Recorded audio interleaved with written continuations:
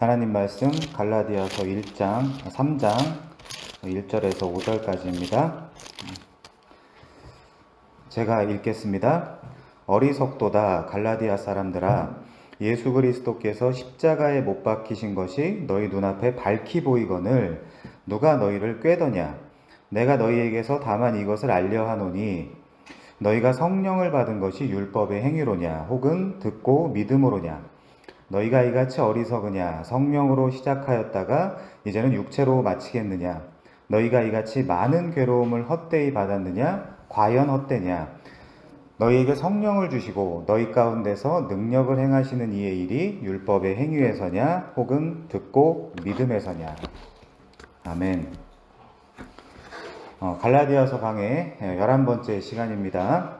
오늘 또 신앙의 기본적이며 또 근본적인 주제인 믿음과 율법의 관계에 대해서 좀 다루겠습니다. 오늘 한 번 더 율법의 개론적인 부분을 다루고 다음 주부터는 아브라함이 가진 믿음의 본질이 무엇인지를 생각해 보겠습니다. 우선 질문합니다. 갈라디아 성도들은 특별히 사도 바울이 이 갈라디아서에서 내 형제들아 라고 부르는 사람들은 율법 아래에 있을까요? 아니면 은혜 아래에 있을까요? 이건 너무나 쉬운 질문인가요? 매주 강조하며 이야기하고 있으니 분명 그렇게 생각하실 수도 있습니다. 혹시 지겹진 않으십니까? 매주마다 같은 주제를 다뤄서? 그런데 이러면 어떨까요? 혹시라도 다 알아서 지겹다는 분들에게 가르쳐보라고 한번 시켜보면 어떨까요? 뭐 다 아는 이야기인데 그렇게 긴장하실 필요가 있을까요? 은혜가 맞을까요? 아니면 율법이 맞을까요? 아니면 누구 말대로 추상적인 개념이지만 균형을 좀 잡아보면 어떨까요? 사실 이 말이 가장 속 편하죠. 공격도 안 당하고 좋습니다. 그러면 균형은 어떻게 잡으면 좋을까요? 은혜 50, 율법 50 이렇게 맞출까요? 그럼 이건 교회사 속에서 이단 정죄를 받은 알미니우스나 펠라기우스적인 적이다라는 오해를 받을 수도 있으니까 또 우리 오해받는 거 싫어하잖아요. 적당히 은혜 한 8, 90대 율법 한 10, 20 정도로 하면 어떨까요? 아니면 전혀 논리적이진 않지만 은혜도 100이고 율법도 100이다 라는 다분히 종교적인 레토릭은 어떻습니까? 실제 그렇게들 많이 이야기를 하거든요. 그런데 이들이 사실상 혹시 율법에도 반쯤 속해 있으며 은혜에도 반쯤 속해 있는 사람들은 아닐까요? 사실상 50대 50으로? 아니 그럴 수도 있잖아요. 그러면 다 못 고르겠는 여러분께서는 설마 지금 율법을 더 이상 안 지켜도 된다고 주장하시는 것은 아니겠죠? 어디서 그렇게 큰일 날 소리를. 아니 그러면 이 한국교회에서 여러분은 이제 반대편인 감히 율법 폐기론자란 말입니까? 진짜요? 이 말씀을 안 지켜도 된다고요? 복음주의 교회들에서 그 주장은 대부분 이단 취급을 받는데도 정말 그렇게 말씀하실 것입니까? 그러니까 트러블 메이커 되지 말고 아무 문제 없이 지혜롭게 반반쯤 섞어서 살면 어떨까요? 그냥 여러분이 지금 이 이슈에 대해서 예민하지 않았던 그대로 원래 그대로 그렇게 사셨던 지난날을 생각하면서 말이죠. 그럼 공격도 안 당하고 칭찬받아가며 사실상 편안하게 살 수 있을 것 같은데 말입니다. 좋습니다. 그런데 만약 여러분께서 그렇게 살기로 작정하셨다면 사도 바울은 여러분에게 뭐라고 말하겠습니까? 잘했다고 할까요? 아니면 잘못했다고 할까요? 물론 우리에게는 사도의 판단이 가장 중요합니다. 사실상 이 문제는 성경을 기반으로 조금만 신중하게 생각해보면 무려 2000년 전에 완전히 다 끝나버린 논쟁임에도 갈라디아 교회들은 물론 현대교회도 이 간단한 문제를 놓고 아직도 혼동하고 있습니다. 저는 죽을 때까지 자기 신앙도 하나 확정하지 못하고 늘 혼동하고 두려워하다가 아니면 이 진리 전쟁에서 중도에 포기해버리고 인생의 셔터를 내릴 거면 차라리 지금부터 편하게 안 믿는 것을 권장해 드립니다. 어차피 살아 역사하는 믿음도 아니거니와 가짜 믿음이죠. 이 세상을 떠날 때까지 그 긴 시간 동안 도대체 신앙에 대해서 뭘 정리했냐를 묻고 싶다라는 것이죠.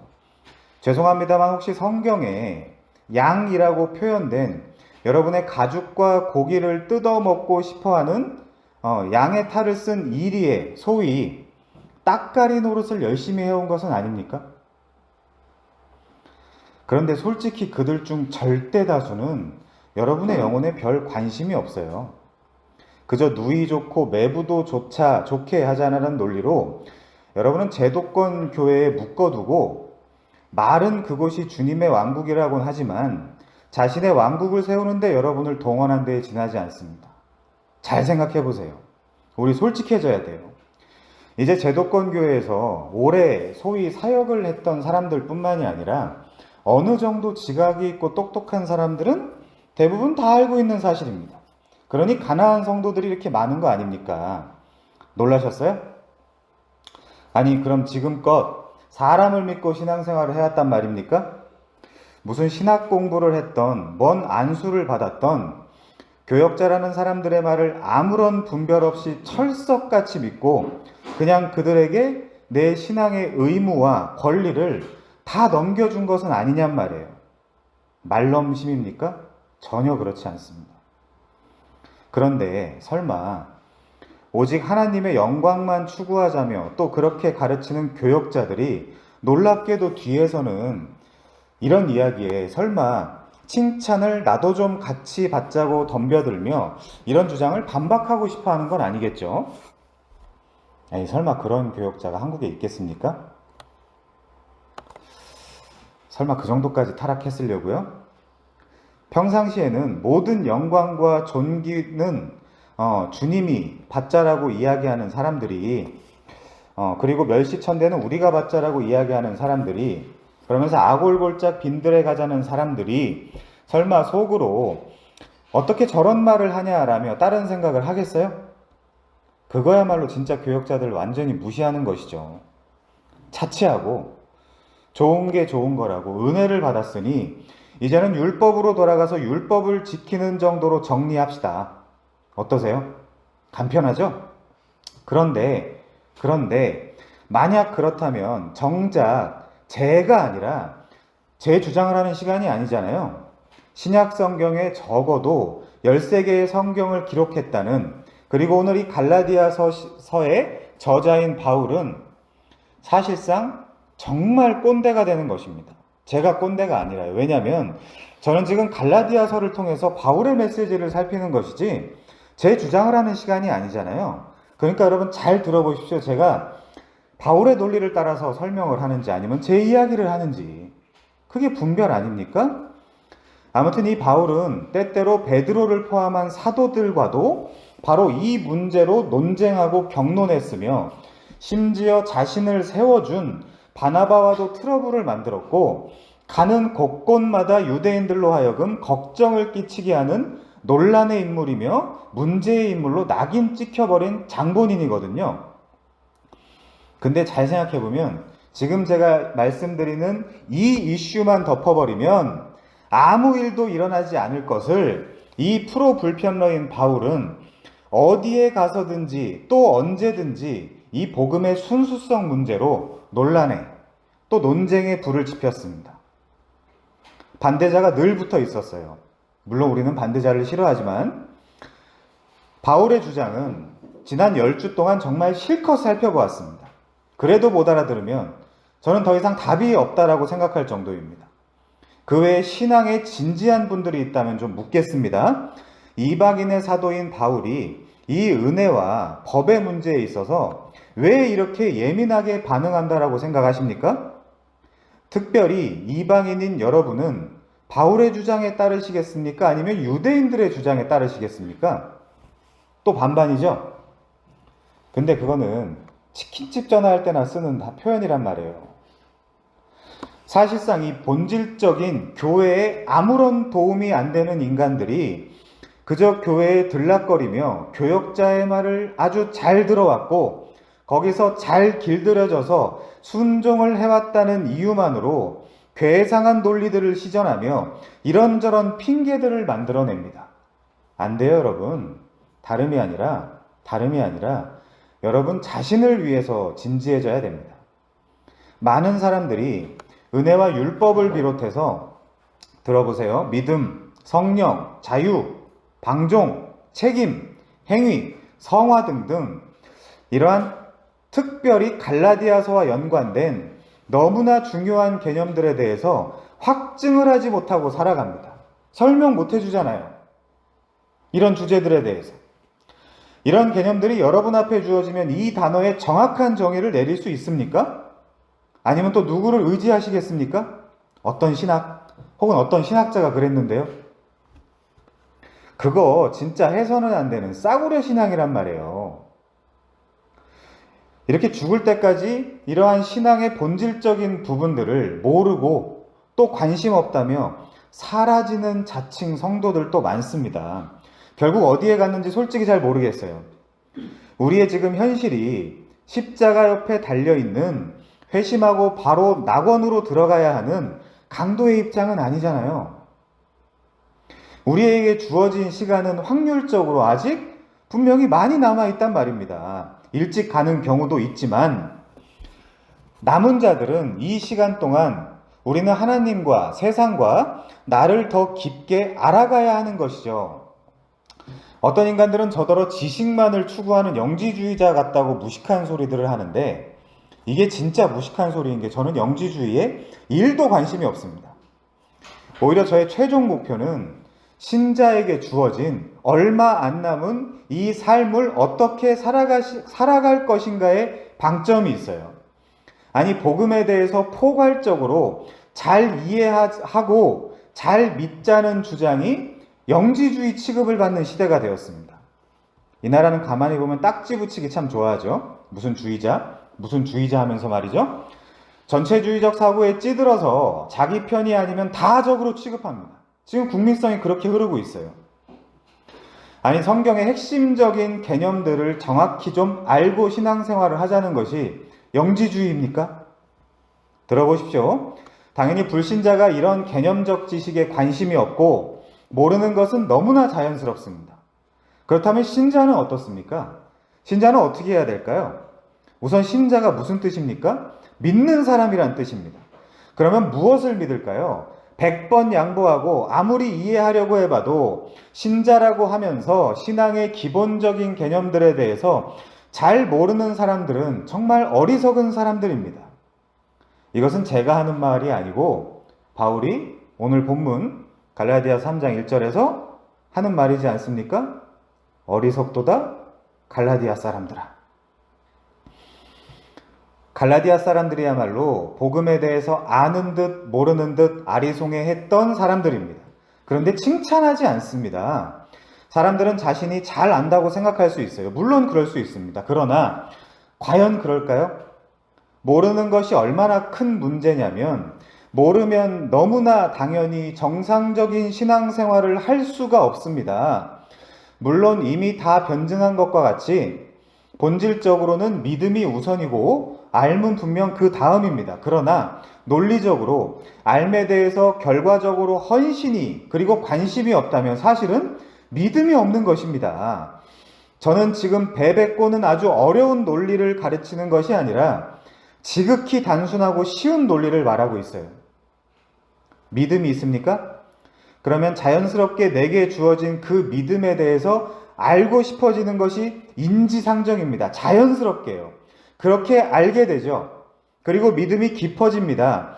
계시로 주어진 하나님의 말씀인 성경을 통해서 하나님의 속성과 성품을 더 많이 알게 되죠. 그리고 한 걸음씩 더 그분을 신뢰하게 됩니다. 왜? 그만큼 하나님을 믿을 수 있는 거예요.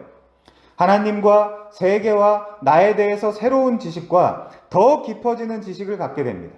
이제 확신하는 길로 가게 되죠. 배짱이 생깁니다. 내 속사람은 날로 강건해지고 넓어지고 새로워집니다. 그렇게 믿음이 깊어져 가는 것입니다. 그런데 믿는다고 하는 사람이 있다고 칩시다. 그런데 하나님과 나를 알아가는데 별 관심이 없대요. 왜 남이 나에게 관심이 있다고 하면 좋아하면서도 여러분은 여러분 스스로에게는 관심이 없으십니까? 여러분은 정말 여러분을 다 안다고 생각하십니까? 단순해요. 성경에 관심이 없으면 하나님에게도 나에게도 별 관심이 없는 것입니다. 물론 성경만 사랑하고 이런 공부만 좋아하고 설교만 좋아하는 인간들도 당연히 정상은 아니지요. 성경과 설교의 그 대상을 사랑해야지 새로운 지식만을 얻겠다고 달려드는 인간도 그리 좋은 상태는 아니라고 여겨집니다. 아무튼 이런 알매 문제를 무시하는 사람은 우리가 어떻게 평가할 수 있습니까? 우리가 알자는 문제는 신학 쪼가리나 성경의 지식을 채우자고 덤벼드는 것이 아니라 그게 영지주의자거든요. 나의 믿음의 대상이며 신앙의 대상이요, 이제는 나의 사랑의 대상이신 삼위 하나님을 알자는 것인데도 관심이 없다는 것이거든요. 그러니까 결과적으로 뭐예요? 믿음이 없는 거죠. 자, 다시 묻겠습니다. 여러분은 성경의 핵심 주제들 중에 하나인 율법과 은혜의 문제를 어떻게 정리하셨습니까? 이거 정리해야 돼요. 바울의 사역을 사도행전을 통해 가만히 살펴보면 그거 하러 돌아다녔어요. 바울이 하고 다녔던 일이 바로 그것입니다. 그런데 소위 평신도들은 교역자를 의지하고 신학도들은 신학교 교수를 의지합니다. 그런데 신학교에 가면 교수마다 주장하는 바가 다 다른데 어떡하죠? 서로 부딪히기도 하는데요, 자기들끼리. 제가 나온 신학교 안에도 이 갈라디아서에 대한 해석도 다 조금씩 다른데 여러분은 뭘 선택하시겠습니까?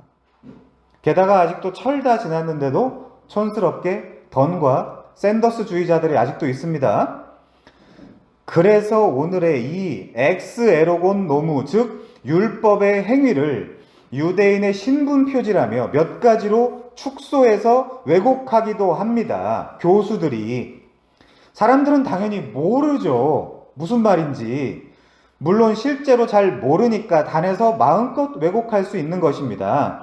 아니, 얼마나 게으르고 귀찮으면 다른 것도 아니고 자신의 영원한 천국과 지옥이 갈린다는 이 문제에서도 이토록 관심이 없을까요? 신앙이 사실은 없던지 있는 척하고 살아가는 것이겠죠. 왜? 교회가 재밌는 요소들도 많이 있으니까. 우리가 성경을 통해 살펴보면 율법이라는 것은 처음부터 어느 누구를 구원하기 위해 주어지지 않았습니다. 정말 그렇게 생각하는 사람이 있다면 그것은 자신도 바보일 뿐 아니라 하나님까지 바보로 만드는 거예요. 실제 어느 누구도 율법으로 구원받은 사람이 없는데 율법으로 구원을 받거나 구원을 유지하기 위해 주어졌다라고 말해버리면 결국 이 율법을 중분만 이상하게 만드는 거죠. 그리고 그런 신은 믿어서도 안 된다는 말입니다. 이것은 율법을 전통적인 관점으로 생각하든 새로운 관점으로 생각하든 마찬가지입니다. 하나님께서는 이스라엘 백성에게 율법을 주시고 이를 지키라고 말씀하시기 전부터, 그 전부터 이미 아담 이후로 모든 인류는 하나님의 율법을 완전하게 지킬 수 있는 사람은 아무도 없다는 것을 다 알고 계셨어요. 아니, 그 정도는 돼야 신이죠. 하나님은 그것을 몰랐고 순전한 인간의 자유의지에다가만 맡겼다면 그거야말로 더 이상 하나님이라고 불릴 자격이 없게 되는 그런 문제입니다. 선악과를 만들면 인간이 먹을 것을 알았을까요? 몰랐을까요? 당연한 거 아닙니까? 그래서 하나님이고, 그래서 우리는 그분을 믿는 것입니다. 우리는 하나님이 과연 어떤 분이신지에 대해서부터 출발해야 돼요. 그러면 율법은 왜 주셨다고 합니까? 성경에서 죄를 깨닫게 하기 위해서 주셨다고 했습니다. 우리 갈라디아서 3장 10절 봅니다. 갈라디아 3장 10절. 무릇 율법 행위에 속한 자들은 저주 아래 있나니. 여러분 어디 속해 있는지 한번 보세요. 율법 행위에 속한 자들은 저주 아래 있나니 기록된 바 누구든지 율법책에 기록된 대로 모든 일을 항상 행하지 않는 자는 저주 아래 있는 자라 하였습니다. 자, 우선 보십시오. 율법이라는 것은 타협점이 없이 이렇게 지켜져야 합니다. 율법 아래에 있다면 첫째, 누구든지입니다. 그렇죠? 그리고 둘째, 모든 일을입니다. 그리고 마지막으로 항상입니다. 항상. 내 얘기가 아니라 10절에 그렇게 써 있잖아요. 율법을 지켜야 한다라고 하는 자들은 10절 표현대로라면 물론 율법 행위에 속한 자들이죠. 현 상태가 저주 아래에 있으며 율법 아래에 있는 자는 누구든지 모든 일을 항상 행해야 됩니다. 그런데 자신도 그렇게 하고 있지 못하거나 안 하고 있으면서 이를 남에게 강요하는 것은 굉장한 폭력이죠. 거의 한국 사회 정치인들 수준이죠. 그런데 현재의 교회를 보면 정치판 생각이 나기도 합니다. 그런데 너무나 답답한 것이 율법 아래에 있을 이유가 전혀 없는 새로운 시대인데도 자신을 율법 아래로 밀어넣으려고 하는 종놈들이 참으로 많다는 것을 우리가 목도하는 거 아닙니까? 갈라디아 사람들이 바로 그랬습니다. 그래서 부디 그러지 말라라는 논리로 쓰인 서신이 갈라디아서예요. 도대체 왜 다시 종의 신분으로 돌아가려는 것이냐라는 겁니다. 율법으로 돌아가려는 시도 자체가 종의 신분을 그리워한다는 겁니다. 우리는 바울의 이 초기 서신을 공부하며 우리도 이 점을 분명히 해야 합니다. 그 후에나 다음 단계로 넘어갈 수 있습니다. 여러분도 귀에 딱지가 생길 때까지 들어야 돼요. 아니, 종과 자유인이 뭔지를 깨닫고 수준 있는 자유인이 될 때까지 들어야 됩니다. 여러분 11절도 보십시오. 11절. 또 하나님 앞에서 아무도 율법으로 말미암아 의롭게 되지 못할 것이 분명하니 이는 의인은 믿음으로 살리라 하였음이라. 아직도 율법과 은혜의 문제가 해결이 안 되셨습니까? 그것은 여러 이유가 있겠지만 그중 확실한 한 가지는 갈라디아서를 진지하게 읽지 않아서 그렇습니다. 여러분 솔직히 가슴에 손을 얹고 갈라디아서 한번 정말 진지하게 연구하며 읽어본 적 있습니까? 없죠? 그게 우리의 문제예요. 하나님에 대해서 궁금하십니까? 여러분 스스로 성경은 좀 읽으시는지요? 우리 오랜만에 적용 좀 해볼까요? 성경을 좀 스스로 읽도록 합시다. 적용 끝. 그런데 율법을 예수께서 다 완성하셨고 더 이상 율법에 얽매일 필요가 없다. 그런 삶은 구시대적 삶이다 라고 주장하면 사람들을 통해 늘 되돌아오는 반대 성구가 하나 있습니다. 좀 문맥에 맞게 가져오라고 해도 이 부분이 잘 고쳐지질 않아요. 그렇게 사람들은 전체를 보지 않고 여전히 아전인수나 경강부회 그리고 이연령 비연령을 하듯이 성구를 자기 좋아하는 방식으로 뚝뚝 끊어서 가져오는 경향이 있습니다. 그러나 잘 생각해 보십시오, 여러분. 그런 식으로 성경을 보면 금방 성구들끼리 서로 충돌을 일으키는 것을 보게 될 것입니다. 그건 제가 더 잘하겠죠? 그 대표적인 본문을 하나 가서 보시죠. 그 반대 본문.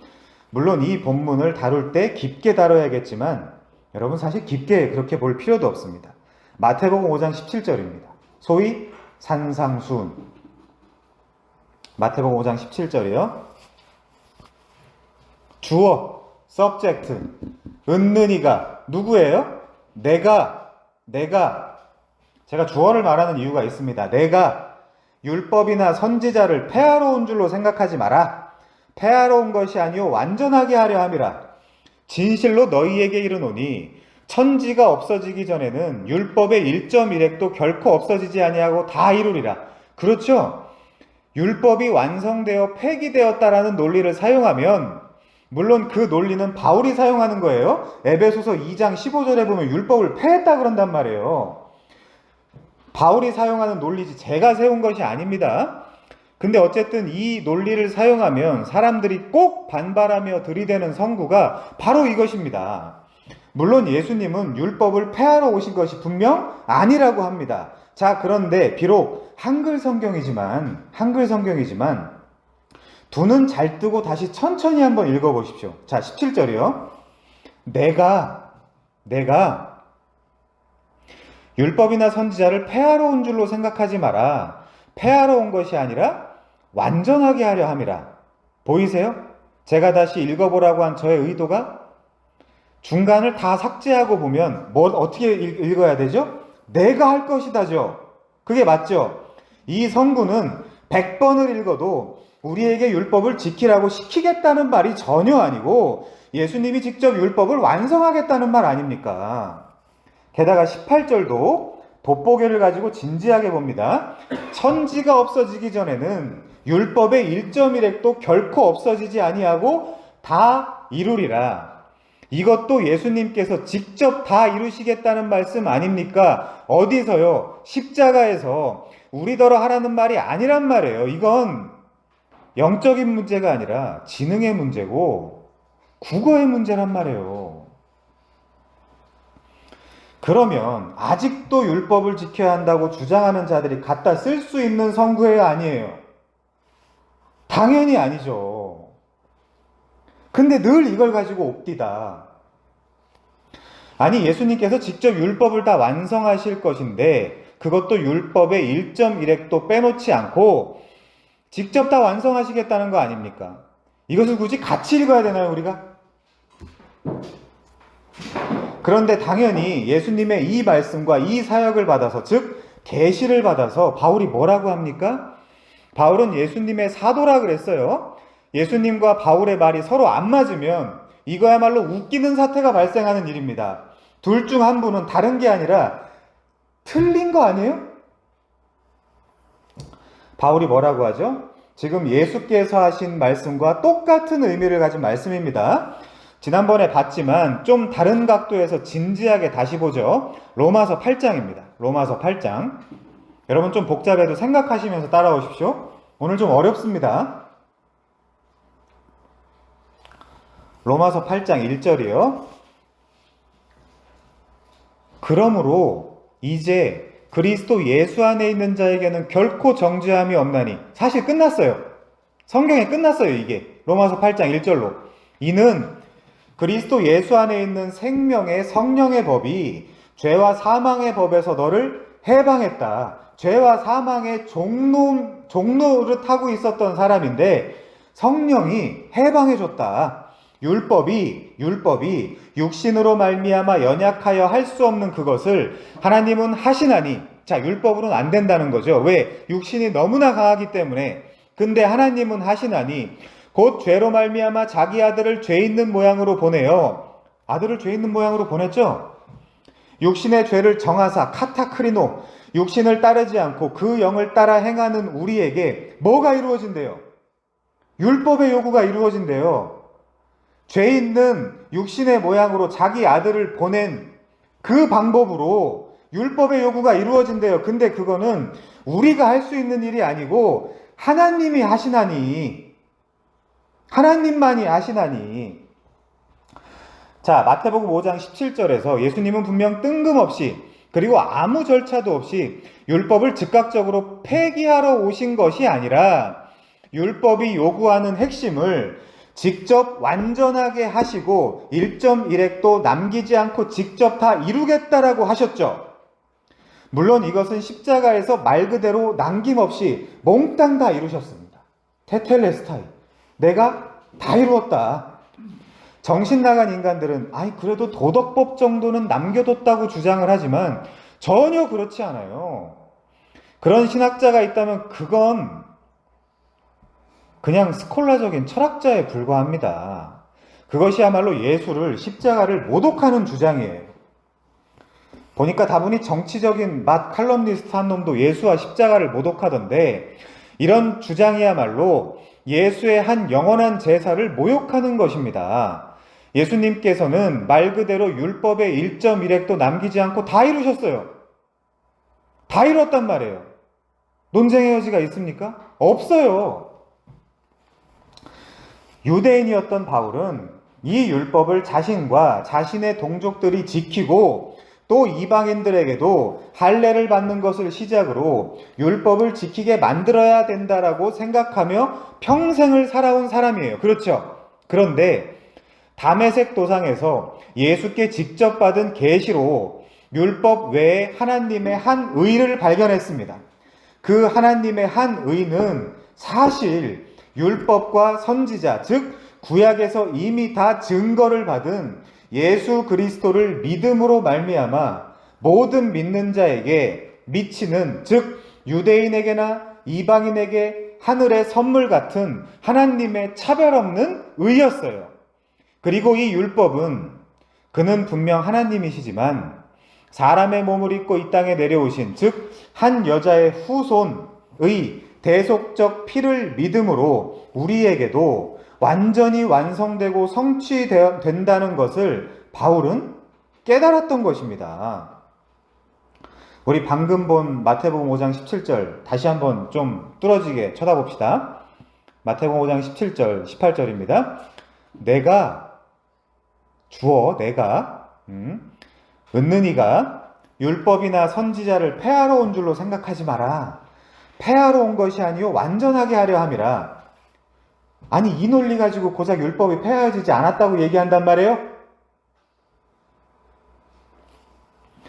진실로 너희에게 이르노니 천지가 없어지기 전에는 율법의 1.1획도 결코 없어지지 아니하고 다 이루리라. 자, 저는 이 성구를 볼 때마다 늘 필연적으로 연결되며 생각나는 말씀이 하나 있거든요.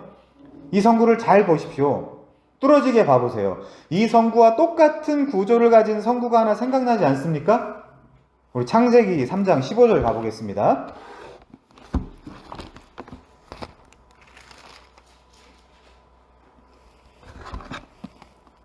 창세기 3장 15절입니다. 내가 너로 여자와 원수가 되게 하고, 여기 주어는 누구예요? 내가. 누군지 아시겠죠? 뱀이 얘기하는 거 아니죠? 내가 너로 여자와 원수가 되게 하고 네 후손도 여자의 후손과 원수가 되게 하리니 여자의 후손은 네 머리를 상하게 할 것이요 너는 그의 발꿈치를 상하게 할 것이니라 하시고. 자, 이 성구를 소위 우리가 뭐라고 부르죠? 원시복음, 모복음, 마더가스펠이라고 부르죠. 뭐 이런저런 별명들이 붙어 있습니다. 자, 당연히 창세기 1장 1절부터 복음의 시작이지만 왜 창세기 3장 15절을 우리가 원시복음이라고 부를까요?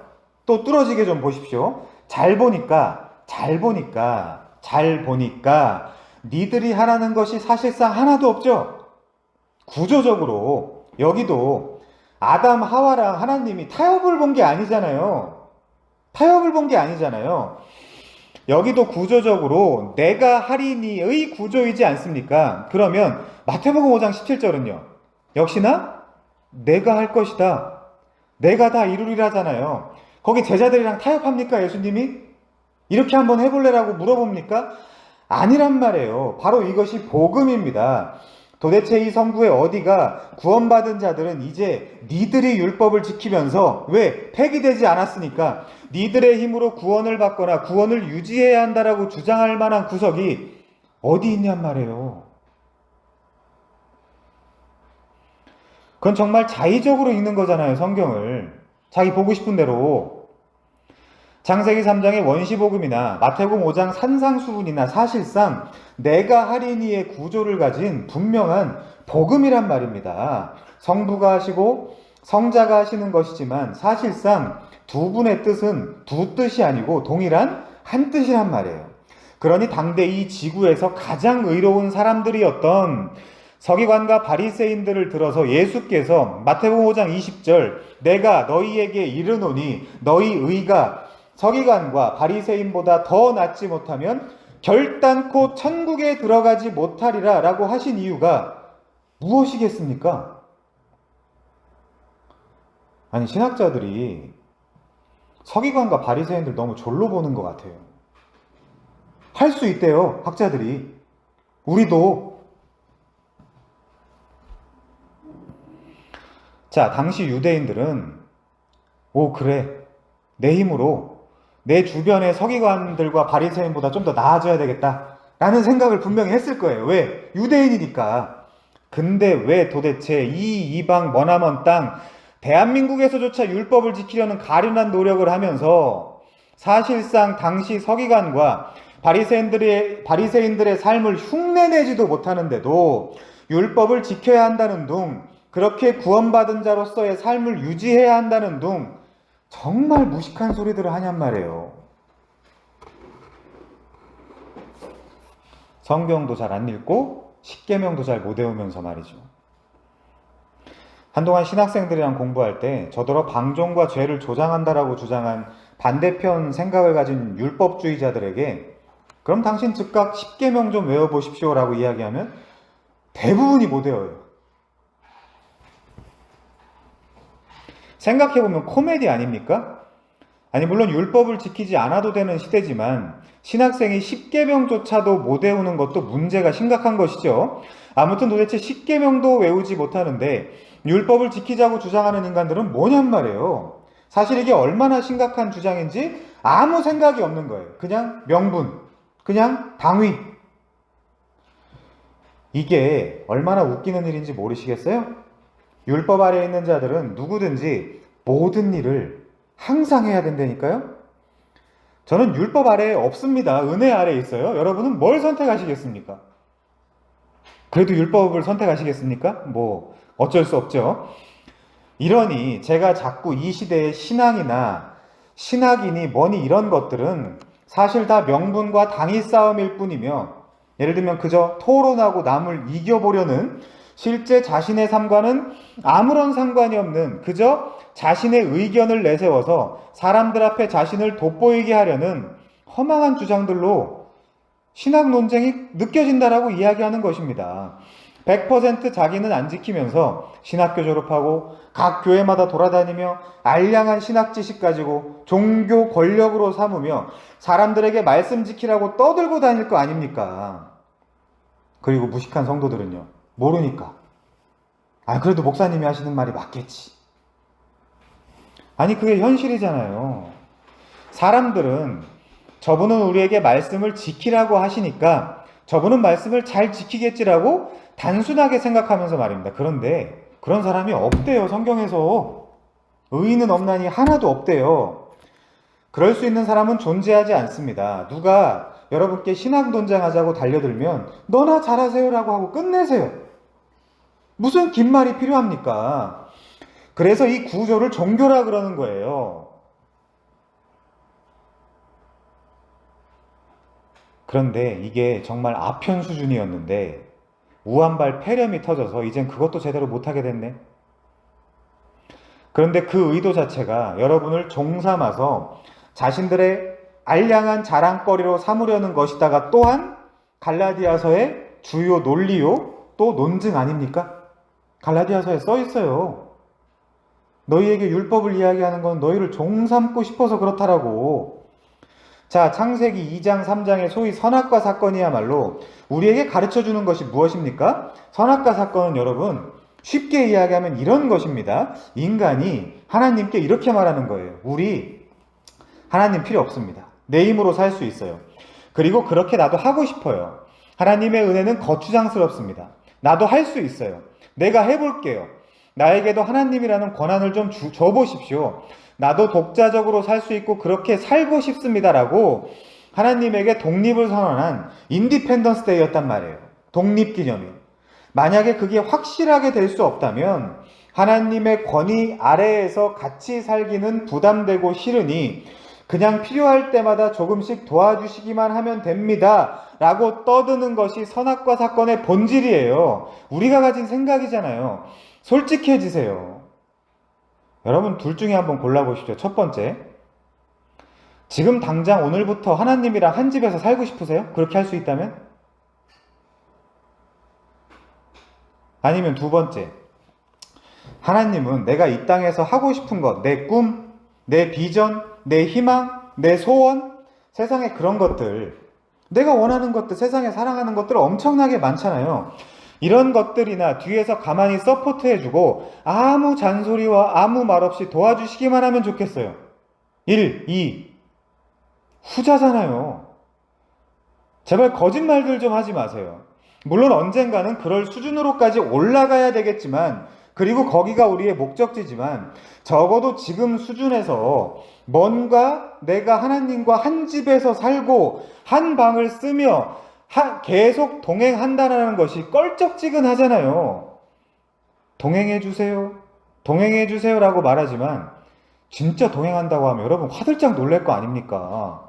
돈, 건강, 스펙이나 좀 두둑히 챙겨달라는 거 아닙니까? 사실은 그게 우리가 기도했던 내용들이잖아요. 그래서 교회 다니면서 헌신했잖아요. 그거 받으려고.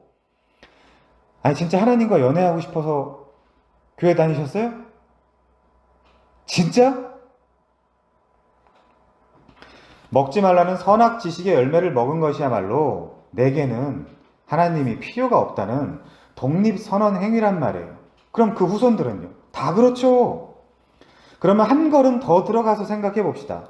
여러분, 율법은 무엇입니까? 율법이야말로 율법을 스스로 지키겠다라고 팔 걷어붙이는 이 행위야말로 나타나는 양상은 좀 다르지만 선악과 사건과 사실상 똑같은 의미를 가진 하나님을 상대로 독립선언문을 읽는 하나님 반대 행위란 말이에요. 어떻게 해요? 줘보세요. 저 하나님 제가 할 수 있는데요. 율법 줘보세요. 제가 하면 안 될까요? 은혜요? 무슨 은혜? 아니, 법을 좀 줘보세요. 은혜 제끼고 제가 해볼게요. 뭔 은혜? 저도 할 수 있다니까요가 어디 써 있어요? 출애굽기 19장에 써 있잖아요. 그렇게 짓거린 인간의 교만이란 말이에요. 뭐가요? 율법을 스스로 지키겠다라고 시내산에서 팔 걷어붙인 인간의 행위가요. 그래서 학자들 사이에서 몇몇은 이 선악과 사건과 율법의 사건을 하나의 행위 언약으로 묶어버리는 것입니다. 선악과 사건도 행위 언약, 율법의 사건도 행위 언약. 여러분, 율법을 어디서 주셨죠? 시내산에서 주셨죠? 산상수훈을 어디서 주시죠? 예루살렘의 한 작은 산에서 주시죠. 왜 오늘 제가 소개한 두 주요 성구의 무대 세트가 둘 다 산에 마련되어 있을까요? 성경에서 산은 그냥 등장하는 것이 전혀 아닙니다. 연관성이 있다는 뜻이에요. 구약의 시내산과 신약의 이 산이, 그럼 뭐가 더 지키기 어려울까요? 당연히 비교도 안 될 정도로 산상수훈이 훨씬 더 어렵습니다. 바울은 스스로는 나는 율법에 흠이 없는 자라고 생각할 정도까지 갔어요. 우린 흉내를 못 내지만. 그런데 산상수훈이 주어지면 바울이 어떻게 생각하겠습니까? 저건 나도 안 되겠다라고 생각할 거예요. 분명히. 둘은 비교도 안 됩니다. 생각부터 죄라고 이야기해요. 생각부터. 불가능합니다. 예수님께서는 지금 산상수훈에서 율법을 더 강화시킨다니까요. 그런데 이 산상수훈을 다 할 수 있다라고 가르치는 재밌는 인간들이 있어요. 할 수 있을까요? 아니요. 보기만 해도 음란이다. 미워하기만 해도 살인이다. 형제한테 욕했어? 넌 형제를 죽인 거야. 그 심판 받아야 돼. 그걸 우리가 무슨 수로 지킵니까? 여러분, 남 미워해 보신 적 없으세요? 그걸 우리가 무슨 수로 지킵니까? 이미 틀렸네요, 그러면. 왜? 십자가 사건을 질 예수님이 내려오셔서 한 얘기 아닙니까? 그럼 이 예수님은 뭐예요? 더 부담 주기 위해서 왔죠. 아니, 차라리 구약시대 때 율법이나 잘 지켜서 구원받으라고 했으면 적어도 바울은 천국에 갈 거 아닙니까? 근데 예수님이 주신 신약적 율법은요, 아무도 안 된단 말이에요. 그럼 지금 예수님의 의도는 뭐예요? 율법을 더 강화시켜서 아무도 이 법적 구조에서는 구원을 받지 못하게 하려고. 그 로마서 11장에 써 있잖아요. 하나님이 모든 사람을 죄 가운데 가두어 두심은 모든 사람에게 은혜를 베풀려 하심이라. 어떻게 해요? 그리스도 예수를 통해서.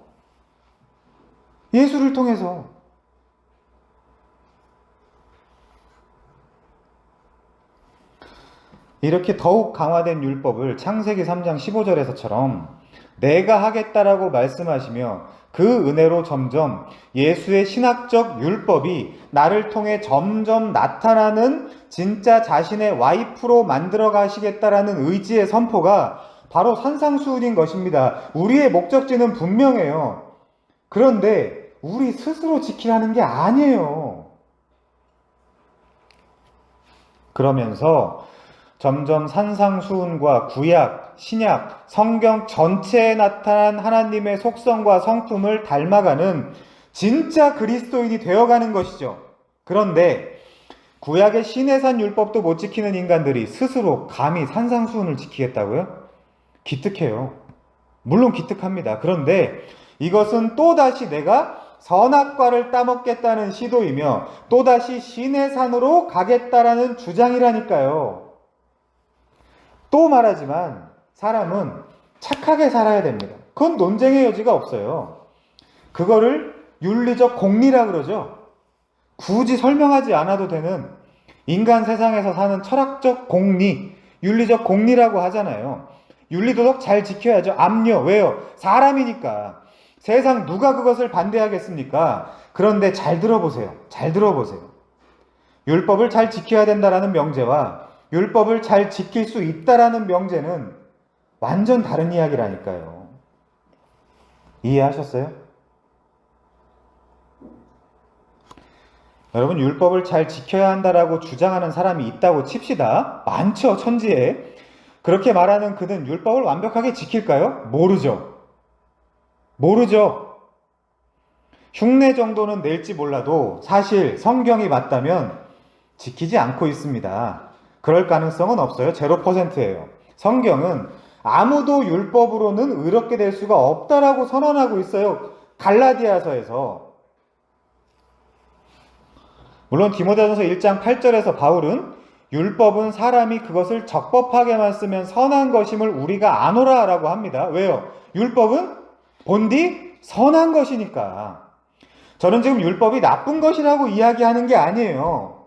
율법은 좋은 것이고 거룩한 것이며 선한 것입니다. 그런데 우리한테 문제가 있어요. 왜? 무슨 문제예요? 내가 선하지 않거든요. 내가 거룩하지 않거든요. 두 속성이 서로 반대로 가고 있거든요, 지금. 그러니 율법이 거룩하다라는 명제가 다이렉트로 율법을 지킬 수 있다라는 명제로 가서는 안 된다니까요. 그것은 구분돼야 된단 말입니다. 우리 계속 다 살펴봤잖아요. 율법의 행위로 의롭다함을 얻을 육체가 없다고. 그러면 이제 율법은 지킬 수 없습니다. 오직 은혜입니다. 우리는 은혜로만 삽니다라고 주장하는 사람이 있다고 칩시다. 그는 아무도 보는 이 없을 때 과연 어떻게 살아갈까요? 자, 또 첫 번째. 율법을 지켜야 합니다라고 주장하는 사람과 율법을 지킬 수 없습니다라고 주장하는 사람 중 아무도 보지 않을 때 누가 더 착하게 살까요? 착하게 사는 사람이 착하게 삽니다. 다들 여기서 속는 거예요. 해병대랑 특전사랑 누가 세요? 누가 싸움을 잘합니까? 싸움을 잘하는 사람이 싸움을 잘하죠? 근데 우린 무슨 논쟁해요? 특전사가 몇 바퀴 더 돌아? 해병대가 바다 밑에 더 들어가? 이게 무슨 소용이 있냔 말이에요. 지금 우리의 논쟁점은 싸움을 누가 잘하냐는 건데. 바보 같은 소리들을 하고 있어요, 사람들이. 이 말을 한다고 해서 걔가 그 말을 지키는 게 아니란 말이에요.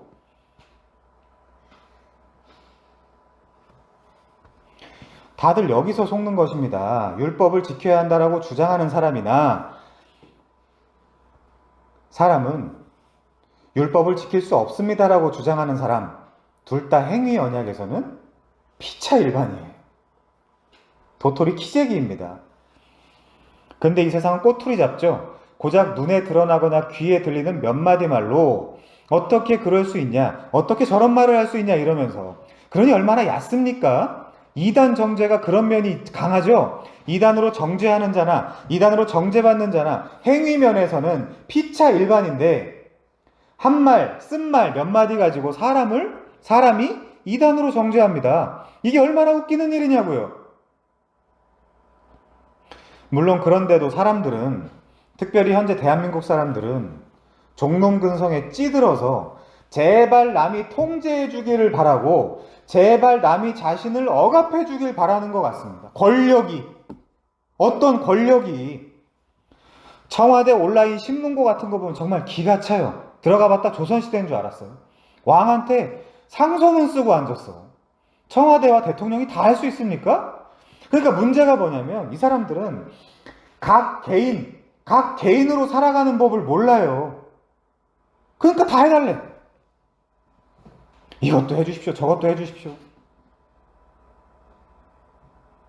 똑같이 이 시대의 종교인들도 누가 뭘 꼭 시켜줘야만 움직이고, 그래서 종론되지 말라는 것입니다. 갈라디아서에서 누가 아무런 의무도 지어주지 않으면 뭘 해야 될지도 모르고 도대체가 또 심심해서 견딜 수 없어 합니다. 오늘 본문 3장 2절을 좀 보십시오. 내가 너희에게서 다만 이것을 알려 하노니 너희가 성령을 받은 것이 율법의 행위로냐 혹은 듣고 믿음으로냐 라고 질문을 합니다. 그러면 이 거짓 교사들에게 미혹된 갈라디아 사람들 중에 성령을 받은 사람이 있다는 뜻이에요, 없다는 뜻이에요? 있다는 뜻이죠? 자, 그런데 내 안에 성령이 있는데도 이 사람들이 말하자면 왜 거짓 가르침에 속았을까요? 아니, 너희에게 성령을 주신 이유가 율법의 행위냐 아니면 듣고 믿음으로냐라고 질문을 했으면 성령이 있다는 뜻이에요, 없다는 뜻이에요? 있다는 뜻이죠? 근데 얘네가 왜 이러고 있어요? 심심해서. 도대체 은혜를 입었고 믿었고 성령을 받았고 그런데도 여러분 한번 공감하면서 들어보십시오. 그런데도 내 일상에 아무런 일도 일어나지 않는 것 같은 감정적이며 느낌적인 느낌 때문에 그 주관적인 언제고 흔들릴 수 있는 내 느낌 때문에 고작 내 느낌 하나 때문에 아 이게 아닌가? 내 율법의 행위로 가야 되나라고 생각한 것입니다. 인간의 인식 안에서. 누가요? 갈라디아 사람들이. 성령이 있는데도. 그리고 여러분들이. 아니 그렇잖아요. 신앙 상담을 할 때 대부분이 그럽디다. 제가 예수를 믿고 있는 거는 맞아요, 도사님. 그런데 제 삶에 아무런 일이 일어나지 않아요. 심심해요. 어떻게 살아야 될지 모르겠어요. 차라리 율법을 지키라는 것이 더 나은 것 같아요. 이 불안한 텐션을 더 이상 버틸 수가 없을 것 같아요. 저 신자 맞을까요? 도사님? 저 그냥 할례도 받고, 물론 할례는 안 받겠죠? 율법도 지킬래요. 종교 생활이 더 편한 것 같아요. 종놈이 낫지. 자유자. 하나님 앞에 서 있는 그 개인. 이거는 너무 힘들어요. 불안합니다. 이러다가 구원을 못 받으면 어떡하죠? 아무 일도 일어나지 않는 저 신자가 맞긴 맞을까요? 이러고 있다는 거예요, 지금. 지금 한국교회 대다수가 이러고 있잖아요. 아니, 우리 솔직해져야 돼요. 근데 이걸 잘 생각해 보십시오. 타인에게, 인도사에게 물어보면 저는 압니까? 저는 알아요, 이거를? 모릅니다. 다만 분명한 것은 믿음 생활, 신앙 생활이라는 것은 이 지루하고 외롭고 고독하고 힘든 싸움을 거쳐야 돼요. 내가 해야 돼요. 남한테 가서 물어보지 마세요. 이것은 남에게 물을 수 있는 영역이 전혀 아니란 말이에요. 학자들은 고린도 교회가 한국 교회 같다는데 물론 그럴 수 있죠. 그런 면이 있으니까. 그러나 제가 느끼기에 성경에서 가장 한국 교회를 닮은 교회는 갈라디아 교회 같아요. 여리고 약하고 비난하는 게 아닙니다. 정말이지 사실 끝내주는 신분이 자기 자신에게 주어져 있는데도 사용법을 전혀 몰라서 성경이죠. 사용법은 종교인들의 종놈이 되어 있고 도대체가 자유가 뭔지 자유를 누린다는 것은 뭔지 신앙생활이라는 것은 뭔지 교회를 다니긴 하는데 수십 년간 신앙생활을 해도 여태 50, 60, 70대서도 여태 아무것도 하나 확증하지 못하고 그저 고작 남이 하라는 대로 목사가, 강도사가, 전도사가 하라는 대로 살아가는 이 가련한 사람들. 아니 그걸 왜 타인한테 묻습니까? 하나님은 뭐 하시는데요? 신앙생활은 내 신랑이랑 하는 거예요. 연애는 예수와 둘이 하십시오. 타인이 같이 앉아서 잠시 잠깐 들어주고 공감하고 울어줄 수는 있지만 이래라 저래라 하는 것은 전혀 성경적이지 않습니다. 이래라 저래라는 누가 해야 돼요? 성령이 해야 되죠. 자기 인생도 책임 못 진다니까요. 타인도.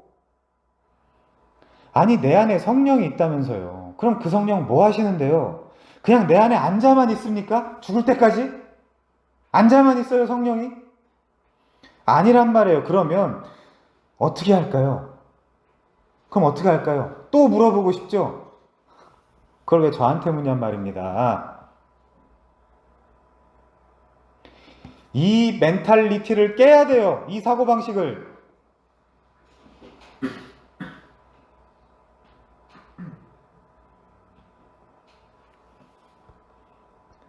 여러분 그거 못 깨면 갈라디아서에서 얘기하는 자유자 못 돼요.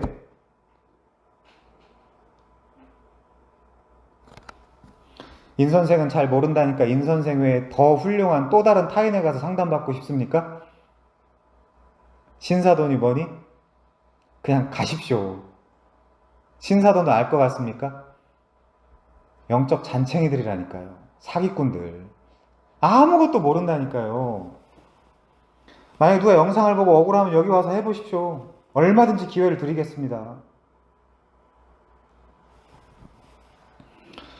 답답해서 돌아가시기 일보 직전이에요. 사람이 어떻게 사람을 압니까? 모릅니다. 예수께서 십자가에서 돌아가시고 성전의 휘장이 위로부터 아래로 찢겨져 나갔다면서요. 성전의 휘장이 찢겼다는 것은 이제 언제든지 지성소로 상징되는 하나님의 품에 언제라도 정말 아무 때나 들어갈 수 있다는 뜻입니다. 그 휘장이 이제는 열려 있잖아요. 그 휘장에는 그룹들이 수놓아져 있어요. 율법에 그렇게 하라고 하셨잖아요. 성막을 만드는 식양을 율법에 주셨습니다. 그런데 그 식양에 따르면 휘장에 그룹 둘이 수놓아져 있다니까요. 생명나무의 길을 막는 그 그룹 둘이, 그러면 예수께서 십자가에서 돌아가시고 휘장이 찢길 때 생명나무의 길도 활짝 열렸다는 것을 상징해주고 있는 것 아니겠습니까? 그럼 여러분이 직접 나가야죠. 모릅니다, 저도. 여러분이 진짜 믿는 사람인지 아닌지 제가 어떻게 알아요? 강도사니까 잘 모르는 것 같죠? 목사한테 가서 물어보시든지.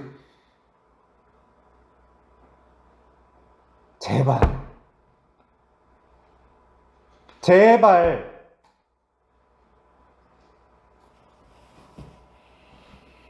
이렇게 또 창세기 2장 3장과 율법은 하나로 연결된단 말이에요. 율법은 선악과 사건을 한 번 더 재현하는 것입니다. 그러면 어떻게 해야 돼요? 선악과 사건이든 율법 사건이든 진짜 우리가 하나님께로 돌아가는 생명나무 실과를 먹는 유일한 방법은 뭐겠어요? 십자가에 달리신 예수를 의지하는 것, 그거밖에 없단 말이에요. 나를 사랑하사 나를 위하여 자기 자신을 버리신 하나님의 아들을 믿는 믿음 안에서 사는 삶, 그거밖에 없단 말이에요. 그러니까 믿음이라고 하니까 당연히 우리의 감정, 우리의 인식은 여백이 있는 것처럼 느껴지죠. 근데 그게 당연하다니까요. 제발 좀 자주적이며 자립적 신앙을 가지십시오. 자립하라는 게 여러분 혼자 살라는 뜻으로 하는 말이 아니지 않습니까? 열려있는 생명나무의 길, 열려있는 지성소 안으로 스스로 하나님께 가보시란 말이에요. 아니 십자가 사건 때문에 하나님의 품이 완전히 열려져 있는 거 아닙니까? 그런데 마치 갈라디아 사람들처럼 하나님을 못 누려서 거짓 형제들 몇 명 들어왔다는 이유로 거기 속아 넘어가면 어떡해요?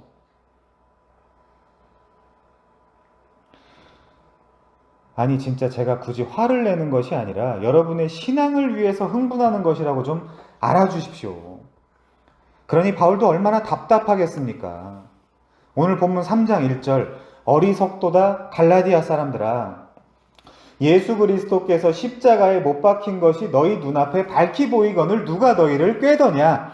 갈라디아 사람들은 이 똑같은 어리석음 때문에 바울에게 비난을 듣습니다. 물론 이들은 1장 6절에서도 다른 복음을 따른다고 혼이 났지만 바울은 좀 더 격앙된 어조로 형제들을 다그치고 있어요.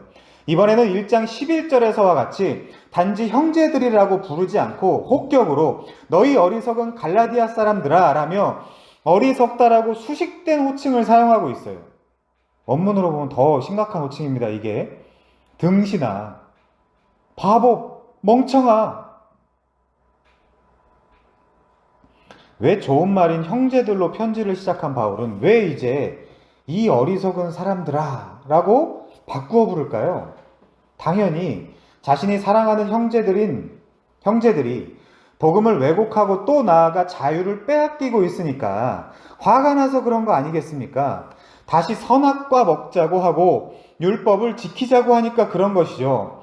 매번 말씀드리죠. 자유는 수준이 있는 사람이 누릴 수 있는 것이라고. 그러니 부디 자유를 누리세요. 자유를 아시고 자유를 누리게 되시기를 바랍니다. 여러분을 향한 담당이니까 저의 소원이에요. 이들은 우리와는 조금 다르게 예수의 십자가 사건이 시각적으로 그리 멀지 않은 사건이었어요. 그렇죠? 그래서 당시의 분위기는 아마도 예수의 부활을 목격한 증인들도 아직 많이 살아 있었고, 또 그들이 실제 목숨 걸고 복음을 전했던 당시였으므로 예수께서 십자가에 못 박히신 것이 지금 우리보다 더 잘 와닿기도 했을 것입니다. 현장감이 있었겠죠. 그러나 우리가 집중해야 하는 문제는 그런 것이 아닙니다. 왜냐하면 성도들은 어떤 물리적 증거나 믿을 만한 근거를 가지고 신앙하는 사람들이 아니기 때문에 그래요. 만약 그렇다면 우리 모두가 침묵계를 하나 만들어서 기회를 봐서 터키의 아라랏산에 가서 노아의 뱃조각을 발견하는 것이 우리 믿음에 더 이로울지도 모릅니다.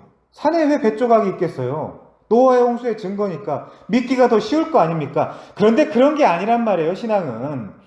바울이 말한 핵심은 자신이 갈라디아 사람들에게 십자가에게 달리신 예수 그리스도에 대한 복음의 내용을 가감없이 선언했다라는 뜻이에요. 밝히 보이거든.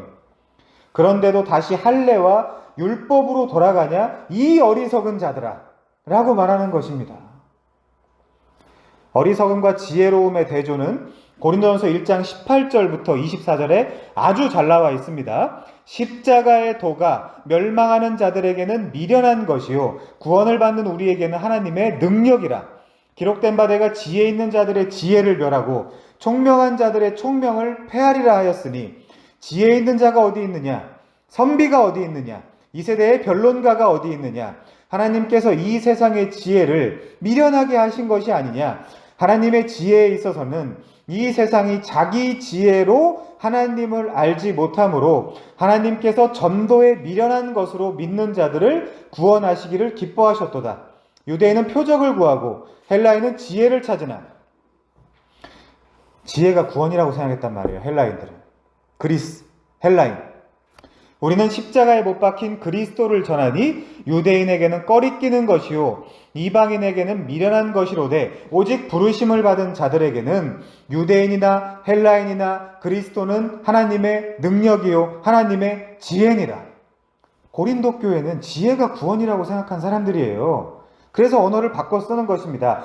자, 하나님께서 인간을 판단하고 평가하실 때 진짜 지혜롭다라고 평가하시는 사람은 어떤 사람입니까?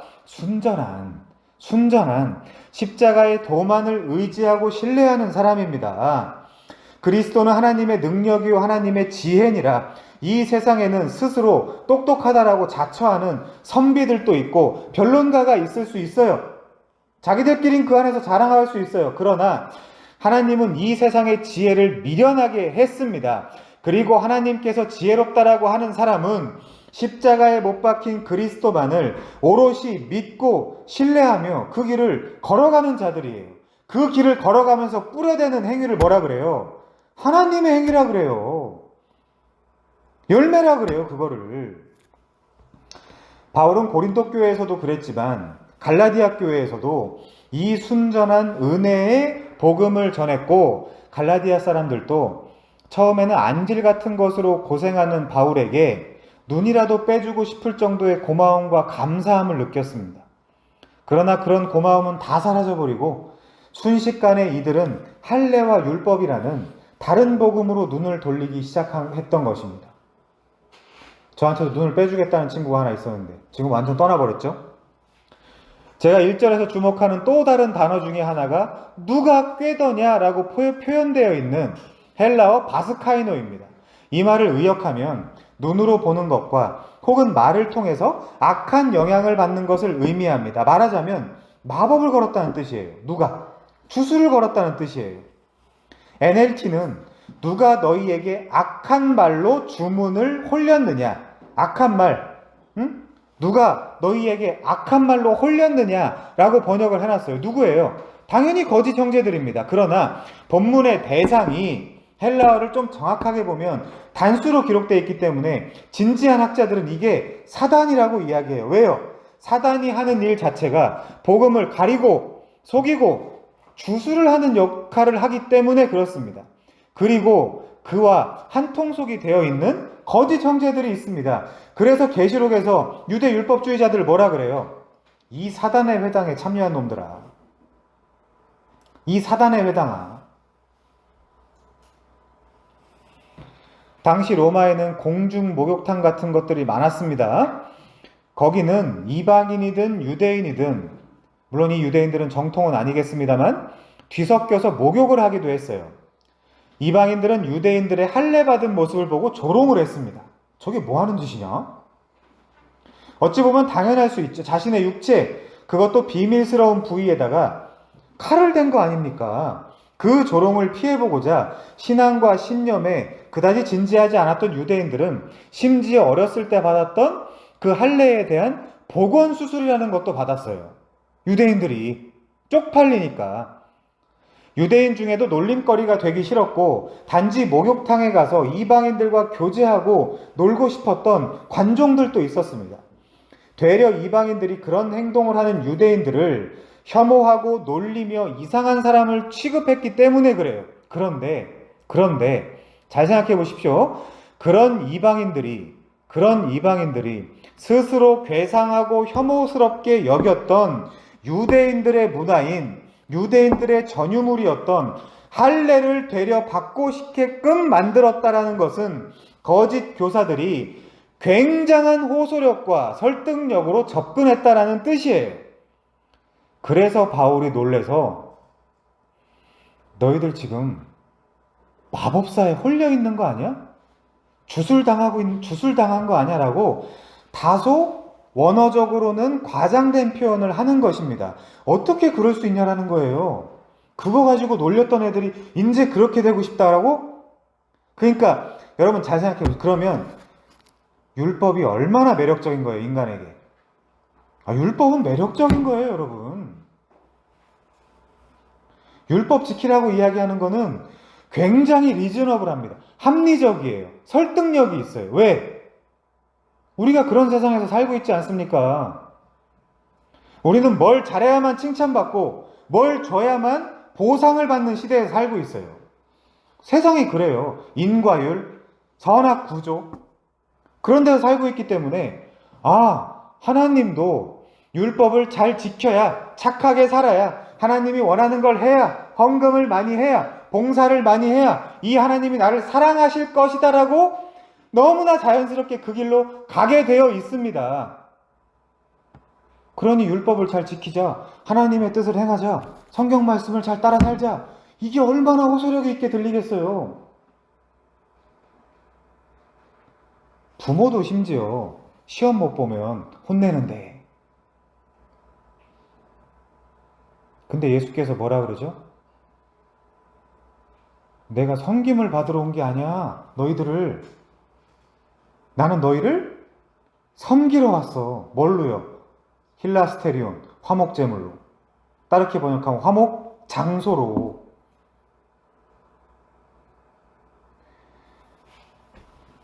우리는 너무나 잘못된 프레임들을 많이 가지고 있어요. 그걸 깨야 돼요.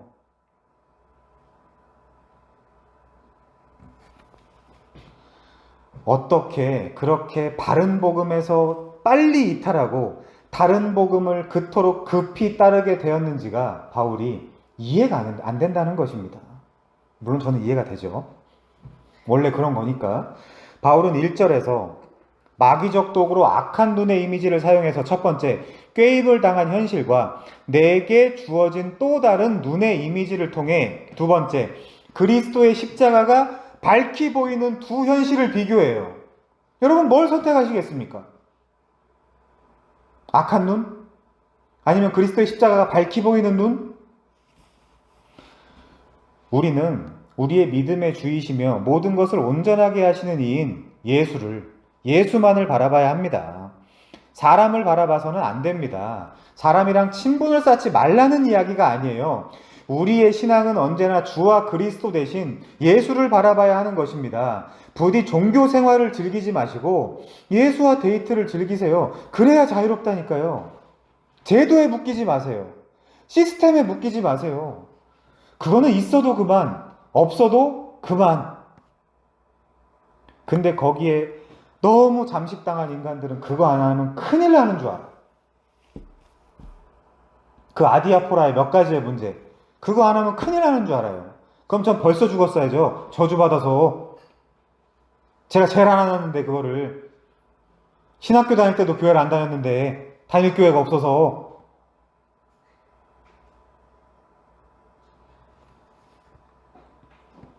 자, 2절 봅니다. 2절. 내가 너희에게 다만 이것을 알려 하노니 너희가 성령을 받은 것이 율법의 행위로냐 혹은 듣고 믿음으로냐. 여기서 기준이 되는 것은 분명 성령을 받았다는 사실입니다. 그런데 성령을 받은 것도 율법의 행위로 받은 것이냐 아니면 듣고 믿음으로 받은 것이냐를 질문하고 있어요. 오늘 강론의 핵심이기도 합니다.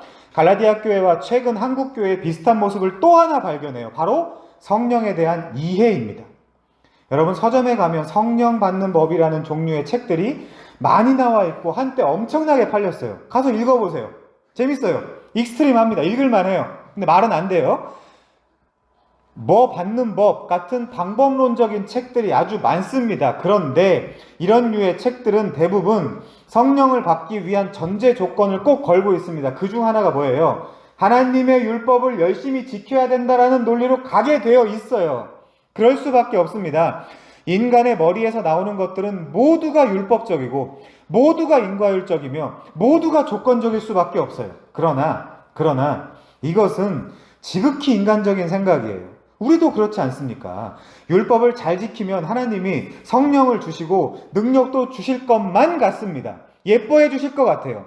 5절에 보면 바울은 갈라디아 사람들에게 너희에게 성령을 주시고 너희 가운데서 능력을 행하시는 이의 일이 율법의 행위에서냐 혹은 듣고 믿음에서냐라고 묻고 있습니다. 듣고 믿음이라는 것은 계속 논증하지만 어떤 사람들에게는 너무나 심심합니다. 사람들은 듣고 믿음보다는 채찍이라도 쳐서 몰아붙이는 것을 좋아해요. 종교성 때문에 그렇고 종론 본성 때문에 그렇습니다. 이런 종론 본성을 가진 사람들에게는 듣고 믿음보다는 율법의 행위라는 깃발을 들고 야 달려가 그러면 지구 10바퀴라도 돌을 거예요. 갈라디아 사람들도 바로 그 점에 속은 것입니다. 설교자가 단에서 이렇게 말한다고 생각해 봅시다. 여러분이 말씀을 잘 지키고 잘 들어봐요. 율법에 순종하면 성령이 여러분 가운데서 역사하실 것입니다. 그러나 만약에 여러분이 신자다운 삶을 살지 못하거나 여러분이 율법을 등한시한다면 성령은 여러분 가운데서 능력으로 역사하지 않을 것입니다. 얼마나 리저너블합니까? 얼마나 클리어한 자연스러운 문장이죠? 그러나 이 문장에는 독이 서려 있습니다. 만약 누군가 단에 서서 이렇게 말한다면 절대 다수의 교인들은 어떻게 생각을 할까요? 너무나 당연히 동의하며 make sense 하다고 생각할 것입니다. 도대체 왜 신자인 나에게 성령의 능력이 나타나지 않는 것이지라고 여러분 생각해 본 적 없어요? 당연히 있죠. 그때마다 지극히 인간적인 사고방식은 이렇게 흘러가게끔 되어 있어요. 어떻게 해요? 내가 하나님 말씀을 완벽하게 순종하지 않아서 그렇구나. 내가 아직도 부족하구나. 내가 조금 더 헌신하고 조금 더 열심히 해야 되겠구나. 내가 좀 더. 언제까지 그러려고요? 언제까지? 60, 70, 80 먹은 우리 할머니, 할아버지, 성도님들도 지금도 그러고 있어요. 한국에. 언제까지 그렇게 하려고요? 의학이 발달해서 120살 살 때까지? 이게 뭐 하는 짓이냔 말이에요.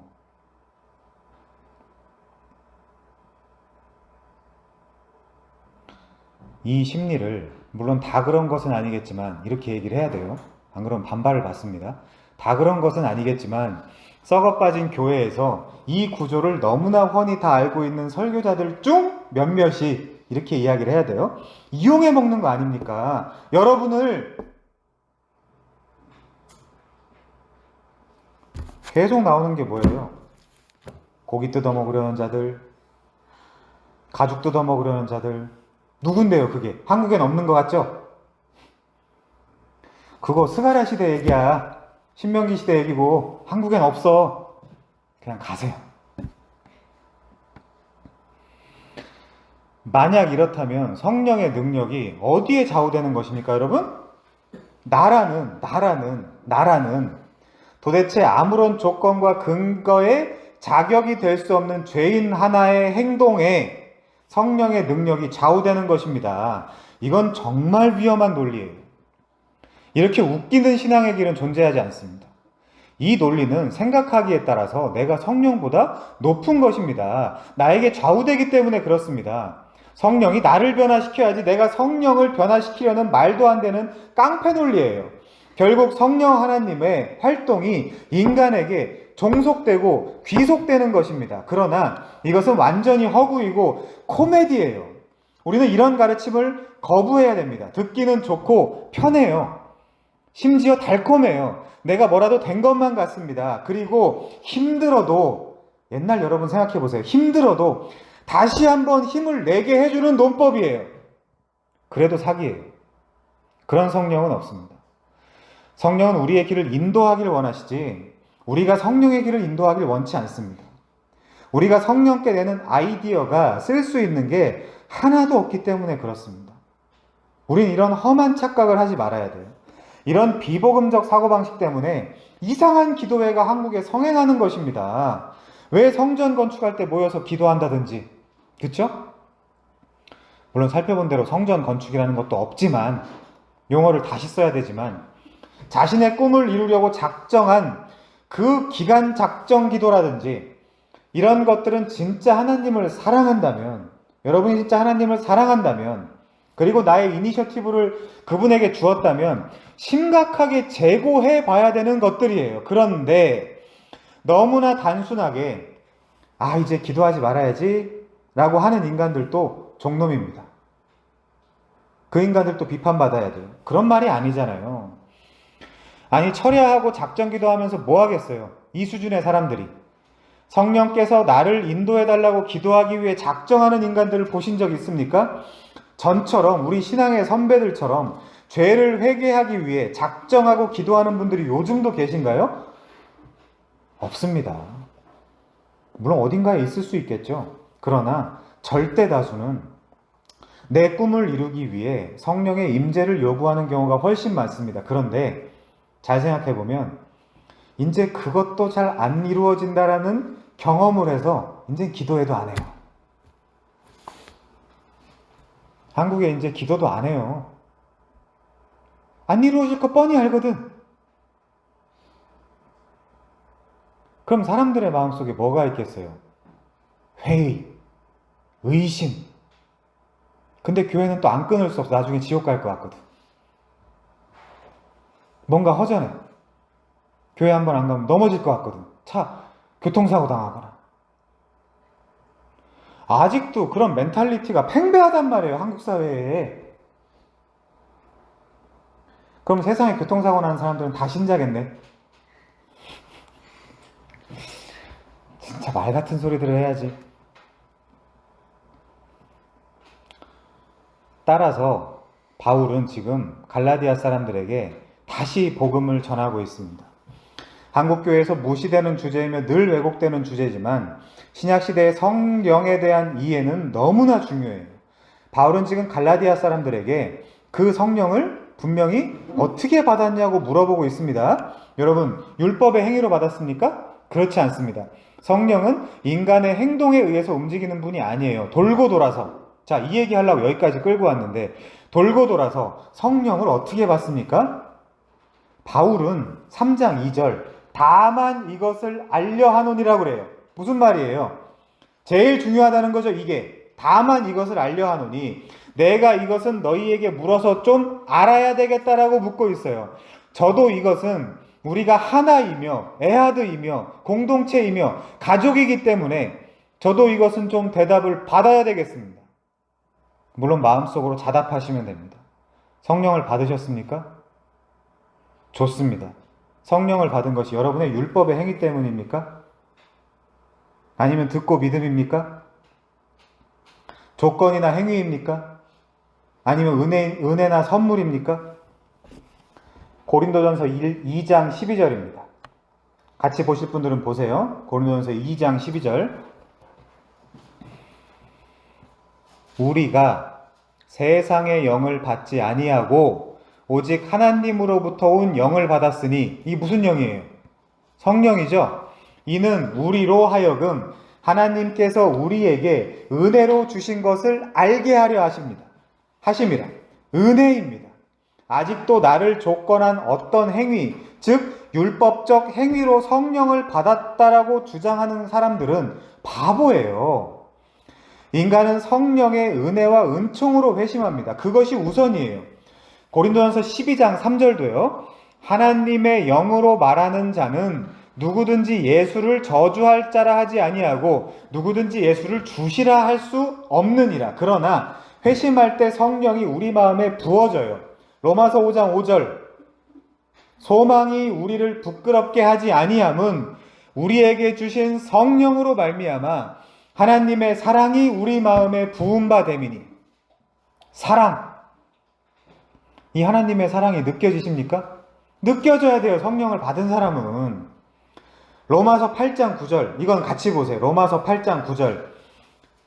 만일 너희 속에 하나님의 영이 거하시면 너희가 더 이상 육신에 있지 아니하고 영에 있나니 누구든지 그리스도의 영이 없으면 그리스도의 사람이 아니라. 또 그리스도께서 너희 안에 계시면 몸은 죄로 말미암아 죽은 것이나 영은 의로 말미암아 살아있는 것이니라. 예수님도 그러죠. 내가 육을 구원하러 온 게 아니라 영을 구원하러 왔어. 육은 패하는 거야. 살리는 것은 영이야. 육은 무익하니라 그러죠. 10절이요. 또 그리스도께서 너희 안에 계시면 몸은 죄로 말미암아 죽은 것이나, 여기서 플라톤주의가 나왔는데 그건 나중에 논쟁하겠습니다. 몸은 죄로 말미암아 죽은 것이나 영은 의로 말미암아 살아있는 것이니라. 예수를 죽은 자 가운데서 살리신 이의 영이, 플라톤주의자라고만 이야기하면 안 되죠. 기독교적 플라톤주의라고 해야 맞습니다. 몸은 죄로 말미암아 죽은 것이나 영은 의로 말미암아 살아있는 것이니라. 예수를 죽은 자 가운데서 살리신 이의 영이 너희 안에 거하시면 그리스도 예수를 죽은 자 가운데서 살리신 이가 너희 안에 거하시는 그 영으로 말미암아 너희 죽을 몸도 살리시리라. 갱신하시리라. 어떤 몸으로요? 예수의 몸으로. 예수가 입고 있는 몸으로. 이 의미를 안다면 아멘을 소리 높여 외쳐도 부족한 주옥 같은 말씀입니다. 자, 우리의 율법의 요구는 그리스도 예수께서 완성하셨고 그를 통해서 우리에게 성령이 주어졌습니다. 그렇죠? 그러므로 갈라디아 사람들이 성령을 받은 것은 율법의 행위, 엑스 에르곤 노무 때문이 아니에요. 그건 분명합니다. 바울이 한 질문은 여러 개를 펼쳐놓고 여러 개 중에 하나가 아니라 둘 중에 하나를 고르라는 거예요. 그렇죠? 율법의 행위, 하나는 듣고 믿음. 그렇다면 남은 것은 듣고 믿음, 아코에스 피스테오스입니다. 율법의 행위냐? 듣고 믿음으로냐? 그럼 분명 성령을 받은 것은 분명 문맥상 듣고 믿음입니다. 이 아코에스 피스테오스는 여러 가지로 해석될 수 있습니다. 왜냐하면 이 들음이라는 아코에스가 혹은 아코에라는 명사가 문법적으로는 듣는 행위 자체를 나타낼 수도 있고 들리는 메시지 자체를 나타낼 수도 있는 명사이기 때문에 그렇습니다. 들음도 되고 내용도 된다고요. 오늘 핵심입니다. 이게 잘 이해하면서 따라오세요. 그러나 문맥의 논증상 인간이 주도적으로 스스로 들어서 믿는다는 것은 그야말로 어불성설이죠.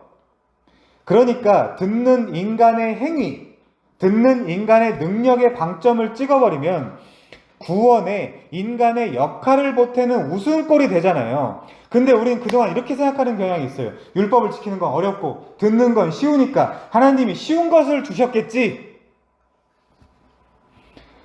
왜냐하면 율법의 행위라는 것도 사실은 인간이 하는 것이고 듣는 행위도 사실상 엄밀히 말하면 인간이 하는 것이 되기 때문에 그래요. 이렇게 되면 둘 다 인간의 행위에 방점이 있습니다. 그러면 갈라디아서는 그야말로 웃기는 편지가 돼요.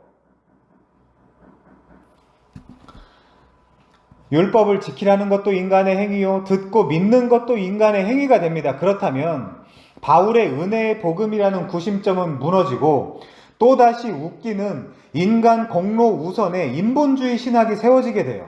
말하자면 이렇습니다. 너희가 너희의 율법의 행위로 성령을 받았느냐? 아니면 너희가 너희의 듣는 행위로 성령을 받았느냐? 라고 질문하는 것과 똑같습니다. 이해하는지 모르겠어요. 이렇게 질문하면 분위기상 듣는 행위로 성령을 받았구나라고 생각할 거 아닙니까? 하지만 이 의미를 좀 다르게 봐야 돼요. 율법의 행위, 에르곤 노무는 분명히 사람의 행위로 보지만 이 듣고 믿음, 아코에스 피스테오스는 전적으로 하나님에 의해서 선포된 은혜의 메시지라고 해석이 가능하기 때문에 이 듣고라는 명사를 하나님께로 공을 돌릴 수 있게 됩니다. 좀 더 논증합니다. 비슷한 의미가 기록된 우리 로마서 10장 가보겠습니다. 로마서 10장. 여러분 좀만 힘내십시오. 이거 이해해야 돼요.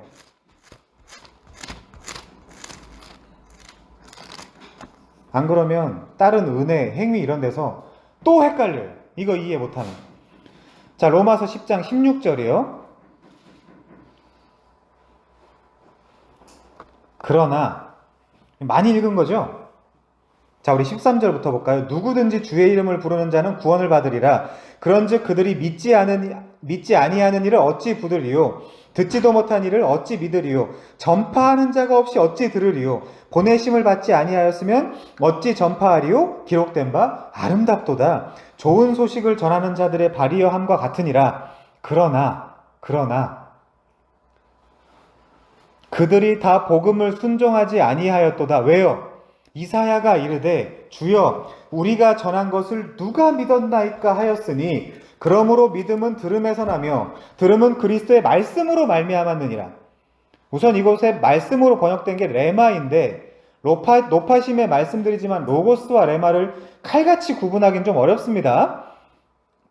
상식적으로 알아두시면 좋은데 막 은사주의로 유명한 오럴 로버츠 학교 출신인 찰스 파라라는 분이 고안해냈다라고 알려져 있는데 레마와 로고스라는 하나는 객관적인 말씀이고 또 하나는 주관적인 말씀이다 이렇게 분명하게 가는 신사도주의자들이 있단 말이에요. 그러니까 이 두 단어를 너무 칼같이 구분하지 않길 바랍니다. 혼용해서 써요, 성경에서. 이는 신정통주의자인 칼바르트적인 사고방식이에요. 칼바르트가 이런 말 하죠. 내가 깨달아져야 내게 살아 숨쉬는 하나님의 말씀은 하나님의 말씀이 된다. 이런 식으로 얘기하잖아요. 제가 하는 한 이상한 교수도 이걸 주장하던데 어쨌든 그걸 차치하고 16절은 이사야 53장 1절을 인용한 것입니다. 그렇죠? 밑에 나오잖아요. 성경책 밑에. 이사야 53장 1절 우리가 전한 것을 누가 믿었느냐? 여호와의 팔이 누구에게 나타났느냐? 그렇죠? 이것을 바울이 인용한 것이에요. LXX 그러니까 70인경도 히브리어를 헬라어로 번역한 성경도 이 전한 것을 아코에라고 번역을 해놨어요. 오늘 본문에 나온 아코에. 이사야가 무슨 말을 하는 것입니까? 자신의 노력이나 행위로 전한 것을 아무도 믿지 않았다는 거예요. 이해됐어요? 여기까지? 바울도 그러죠. 고린도전서 2장 4절에서 내 말과 내 전도함이 설득력 있는 지혜의 말로 하지 아니하고 그럼 뭘로 해야 돼요? 다만 성령의 나타나심과 능력으로 하여. 이 말이에요. 너희 믿음이 사람의 지혜에 있지 아니하고 하나님의 능력에 있게 하였노라. 이사야도 바울도 인선생도 그 누구도 말하는 능력이나 청자들도 나의 듣는 실력으로 성령을 받은 것이 전혀 아니란 말이에요. 만약에 그렇게 가버리면 갈라디아서처럼 웃기는 성경이 없어요. 제가 엄청 깠을걸요. 물론 성경이니까 좀 다르게 생각할 수도 있겠지만 그런 일이 없겠죠, 처음부터. 그러므로 아코에는 율법의 행위가 아닌 또 다른 인간의 듣는 능력의 행위로 이해해서는 절대 안 됩니다. 자, 6절부터 보고 논증하죠. 6절. 그러나 우리가 온전한 자들 중에 지혜를 말하노니, 고린도전서죠, 이거. 고린도전서 2장 6절이요. 같이 볼게요. 고린도전서 2장 6절. 이거를 느낌적인 느낌으로라도 이해를 해야 돼요. 아, 대충 그런가 보다라도 이해를 하고 가야 돼요. 자, 6절. 그러나 우리가 온전한 자들 중에서는 지혜를 말하노니 이 세상의 지혜가 아니요 또 통치자들의 지혜도 아니요 오직 은밀한 가운데 있는 하나님의 지혜를 말하는 것으로서 곧 감춰졌던 것인데 하나님이 우리 영광을 위하여 만세전에 정하신 것이라. 이 지혜는 이 세대의 통치자들이 한 사람도 알지 못하였나니 만일 알았더라면 영광의 주를 십자가에 못 박지 아니하였으리라. 기록된 바 하나님이 자기를 사랑하는 자를 위하여 예비하신 모든 것은 눈으로 보지 못하고 귀로 듣지 못하고 사람의 마음으로 생각하지도 못하였다 한것 같으니라. 이사야만 빼고요? 바울만 빼고? 오직 하나님이 성령으로 이것을 우리에게 보이셨으니 성령은 모든 것 곧 하나님의 깊은 것까지도 통달하시느니라. 사람의 일을 사람의 속에 있는 영 외에 누가 알리요? 이와 같이 하나님의 일도 하나님의 영 외에는 아무도 알지 못하느니라. 우리가 세상의 영을 받지 아니하고 오직 하나님으로부터 온 영을 받았으니 이는 우리로 하여금 하나님께서 우리에게 은혜로 주신 것들을 알게 하려 하심이니라. 영적인 것은 영적인 것으로 분별하느니라. 푸뉴마티코스 아나크리네타이, 현재 수동태 3인칭 단수. 내가 하는 게 아니란 말이에요. 직설법. 전혀 인간의 행위로 설교 전도를 하거나 인간의 듣는 능력으로 듣고 믿는 데에 방점이 없어요. 성경 어디에도. 아코에는 히브리어 쉐무아라는 단어를 헬라어로 번역한 것입니다. 쉐무아는 여호와 하나님으로부터 오신 말씀이라는 이사야 시대 당시 정의가 이미 뚜렷이 내려져 있는 전문용어, 테크니컬 터미놀로지였어요. 바울은 당시의 언어와 이사야 당시의 언어와 이미 그 언어에 담겨져 있는 사상 전부 다 빌려와서, 즉 이사야 53장 1절을 로마서 10장 16절에 인용하면서 쓴 거예요. 글자만 인용한 게 아니라 그 의미까지. 자, 그러면 다시 보겠습니다. 로마서 10장 16절, 17절. 이사야가 이르되, 그러니까 복음 전하고 다니는 게 힘들었나 봐요. 왜? 아무도 안 믿으니까. 우리가 전한 것 쉐무와 아코에스를 누가 믿었나이까 하였으니 17절 그러므로 여기 그러므로가 웃기는 접속사죠. 왜? 믿음은 들음에서 나며 들음은 그리스도의 말씀으로 말미암았느니라. 여태까지 우리가 어떻게 생각했어요? 아, 듣는 것만큼은 우리가 하는구나.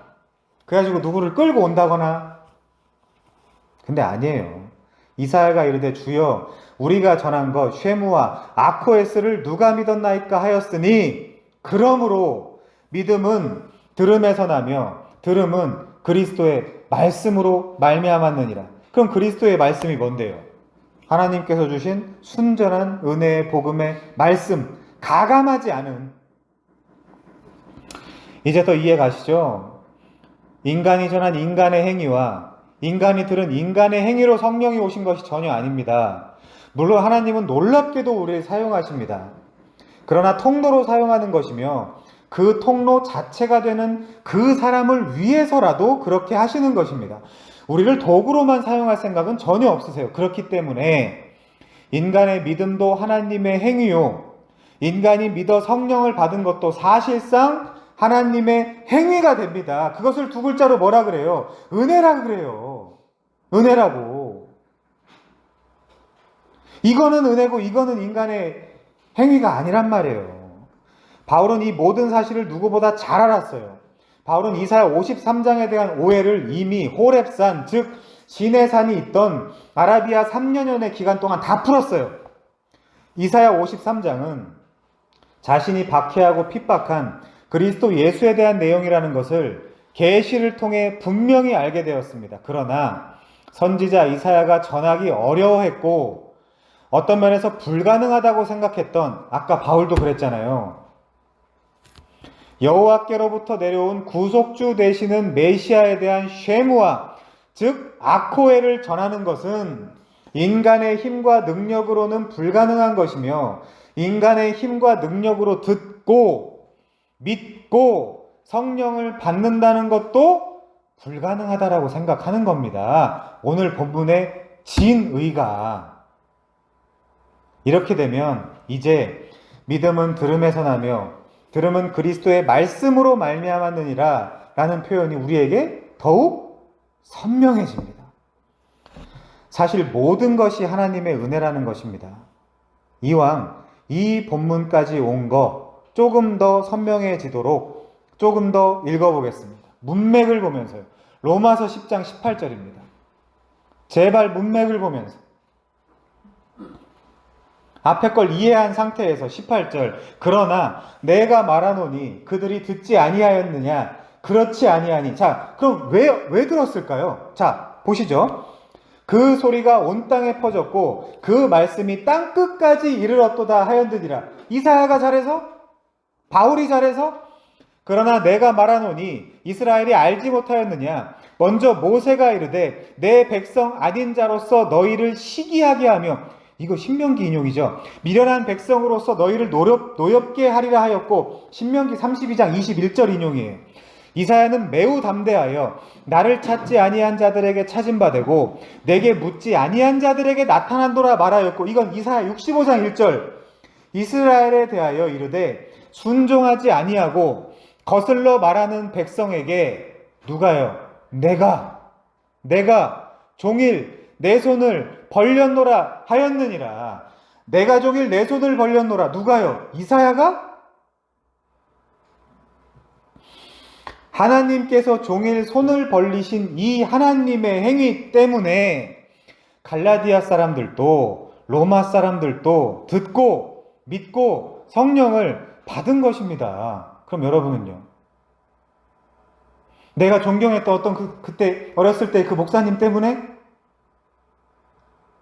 인도사 때문에? 천만의 말씀이죠.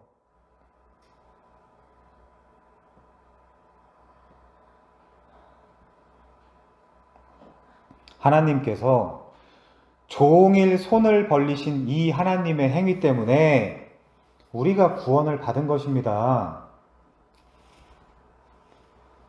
이 사실을 알면 갈라디아 사람들처럼 심심해할 틈이 있나요? 율법을 오해하겠습니까? 아니죠. 이 사상을 좀 이해한 상태에서 이제 좀 끝냅시다. 이제 본문 3절입니다. 본문 3절. 우리 오늘 본문 3절. 제가 너무 왔다 갔다 하죠? 갈라디아서 3장 3절. 너희가 이같이 어리석으냐? 성령으로 시작하였다가 이제는 육체로 마치겠느냐? 너희가 이같이 많은 괴로움, 원문은 경험입니다. 헛되이 받았느냐? 과연 헛되냐? 이 많은 경험을 한 것이 너희에게 성령을 주시고 너희 가운데서 능력을 행하시는 이의 일이 율법의 행위에서냐? 혹은 듣고 믿음에서냐? 그렇죠? 이제는 더 논증할 필요가 없을 만큼 술술 읽히죠? 모든 것이 은혜라는 것입니다. 갈라디아서를 보면서 이걸 읽을 줄 알아야 돼요. 너희에게 은혜를 주시고 너희 가운데서 능력을 행하시는 이의 일이 뭡니까? 뭐예요? 하나님의 행위죠. 하나님의 메시지입니다. 하나님의 쉐무아이며 하나님의 아코에스입니다. 그것은 인간의 율법적 행위와는 완전히 무관한 것이며 하나님께로부터 나온 순전한 메시지를 통해 믿게 되었다는 또 다른 은혜의 복음을 선포하는 바울의 메시지인 것입니다. 이게 오늘 본문의 핵심이에요. 그냥 율법의 행위가 아니라 조금 더 쉬운 듣고 믿음으로 내가 구원을 받았다. 이렇게 생각하면 안 된단 말이에요. 갈라디아서는. 여러분 율법에 속했다고 생각하십니까? 착각에서 벗어나시기 바랍니다. 착각은 자유지만 여러분을 아끼는 마음에서 어서 벗어나시라고 꼭 전해드리고 싶습니다. 성경은 1.1획도 그 이야기를 지향하며 기록되지 않았어요. 율법은 이렇게 견월망지의 역할을 하며 자신을 바라보지 말고 자신을 보고, 율법이라는 자신을 보고 자신의 불가능함을 깨닫고 자신이 진짜 가리키는 그리스도에게로 즉각적으로 달려가라는 이정표 역할을 하는 거예요, 율법은. 근데 거기 머물러 있으면 어떡합니까? 율법은 최종 목적지를 가리키며 서 있는 표지판에 불과해요. 여러분, 이정표 앞에서 생활하시겠습니까? 목적지까지 가시겠습니까? 우리도 이 선하고 거룩한 율법을 통해 자기 자신의 때 묻음을 발견해야 됩니다. 때 묻은 정도가 아니라 나라는 존재 자체가 적어도 지금은 죄 엑지비션 홀이라는 것을 인정해야 돼요. 그것이 밝히 드러나는 것이, 그것을 폭로해 주는 것이 율법의 역할입니다. 그러나 거기서 끝은 아니죠. 하나님은 지금도 하나님의 능력으로 순종하지 아니하고 거슬러 말하는 백성에게 종일 하나님의 손을 벌리고 있습니다. 뭐예요? 하나님의 칸나. 갈라디아서 하면서 계속 얘기했잖아요. 하나님의 열심, 칸나, 아도나이. 그러니까 이 모든 것은 분명 은혜입니다.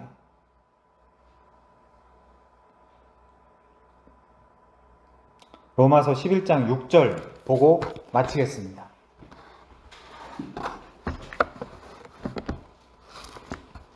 로마서 11장 6절.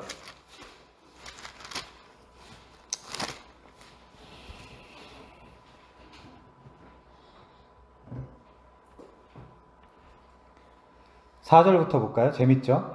내가 나를 위하여 바알에게 무릎을 꿇지 아니한 사람 7,000명을 남겨두셨다 하였으니, 얘네가 남은 거예요? 아니죠. 남겨두신 거죠. 엘리야가 그렇게 디프레스 되고 힘들고 미칠 것 같고 죽어야 되나 살아야 되나 내가 여기까지가 족한 것 같은데요 라고 할 때도 그 엘리야랑 똑같은 현실 속에 있는 7,000명이 남겨져 있었다고요. 수동태로. 지들이 남은 게 아니라. 자, 5절이요. 그런즉 이와 같이 지금도 은혜로 택하심을 따라 남은 자가 있느니라. 지가 남았어요? 아니에요. 자, 6절 중요하죠. 만일 은혜로 된 것이면 행위로 말미암지 않으니니 그렇지 않으면 은혜가 은혜되지 못하느니라. 아시겠습니까, 여러분? 그러니 부디 이 은혜와 행위의 문제를 갈라디아서를 통해 잘 이해하셔서 남은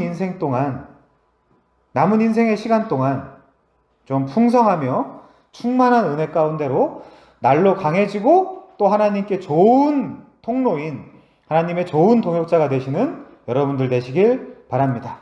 기도하겠습니다.